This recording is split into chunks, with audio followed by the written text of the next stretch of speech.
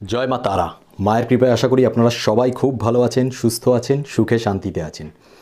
বন্ধুরা, আজকে আমি যে টোটকাটা দিতে যাচ্ছি সেটা হচ্ছে পরীক্ষাতে দুর্দান্ত রেজাল্ট করার একটা টোটকা।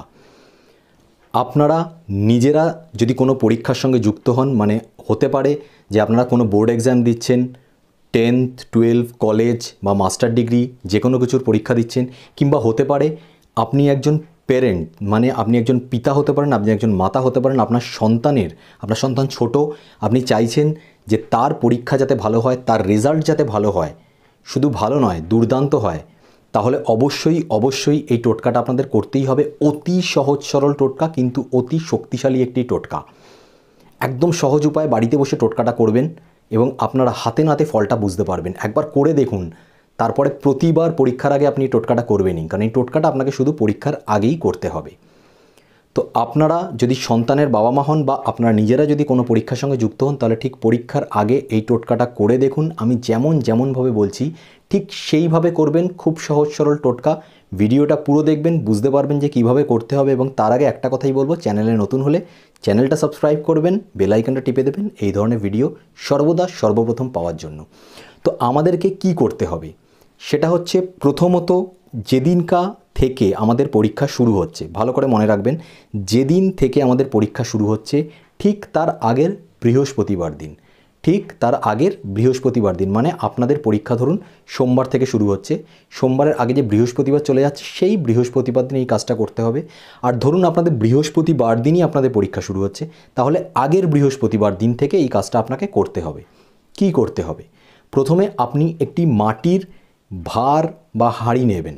আপনারা মিষ্টির দোকানে পেয়ে যাবেন, যদি না পান তো যে কুমোর হয় যারা মাটির জিনিস বানায় তাদের কাছে যাবেন।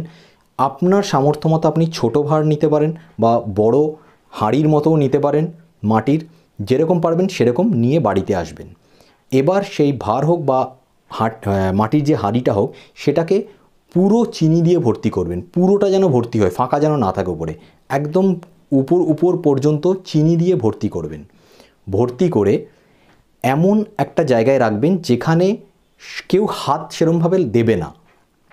তবে এটা বেটার হয় যদি আপনাদের বা আপনার সন্তানের স্টাডি রুম আলাদা থাকে, যেখানে সে পড়াশোনা করে, বা যেই ঘরে সে পড়াশোনা করে সেখানে যদি স্টাডি টেবিল থাকে একটা, সেই টেবিলের উপর রাখলে বেশি ভালো কাজ হবে। যদি সেরম কোনো ব্যাপার না থাকে যে আলাদা কোনো পড়াশোনার ঘর নেই, যে কোনো ঘরেই পড়ে, তাহলে যে কোনো একটি ঘরে আপনি ওই চিনি ভর্তি মাটির হাঁড়িটা রেখে দেবেন।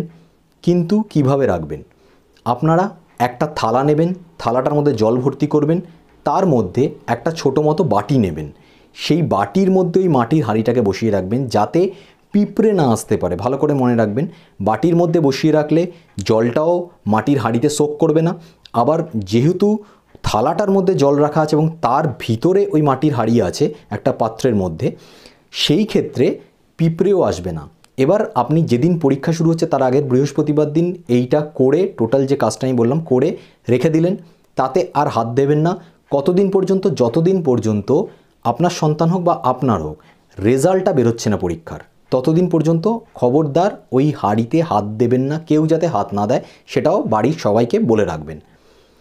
আপনি দেখুন যে আপনার সন্তান হয়তো পড়াশোনা ঠিকঠাক করে কিন্তু পরীক্ষার হলে গিয়ে ভুলে যায়, পরীক্ষাটা ঠিকঠাকভাবে দিতে পারে না, ফলে নাম্বার কম পায়, বা পরীক্ষা সে বলছে আমি ঠিকঠাক দিচ্ছি, কিংবা আপনার ক্ষেত্রে এটা হতে পারে আপনি বুঝতে পারছেন যে আপনি পড়াশোনা ঠিকঠাক করেছেন, পরীক্ষা ঠিকঠাক দিয়েছেন, কিন্তু আপনি রেজাল্ট পাওয়ার সময় ঠিকঠাক রেজাল্ট পাচ্ছেন না।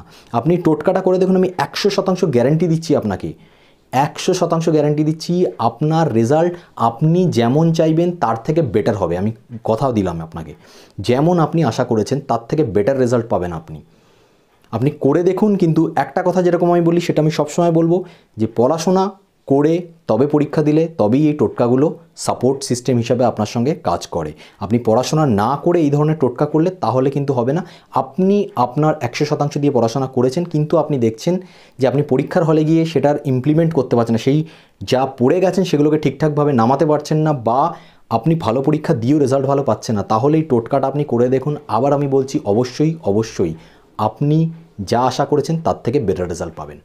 যদি ভিডিওটা ভালো লাগে তাহলে অবশ্যই লাইক করবেন, শেয়ার করবেন, কমেন্টে জানাবেন আপনাদের কেমন লাগলো। আজকে এই পর্যন্ত। নেক্সট ভিডিওতে আরেকটা কোনো টোটকার সঙ্গে আবার দেখা করব আপনাদের সাথে। ততদিন পর্যন্ত ভালো থাকুন, সকলকে ভালো রাখুন। জয় মা তারা।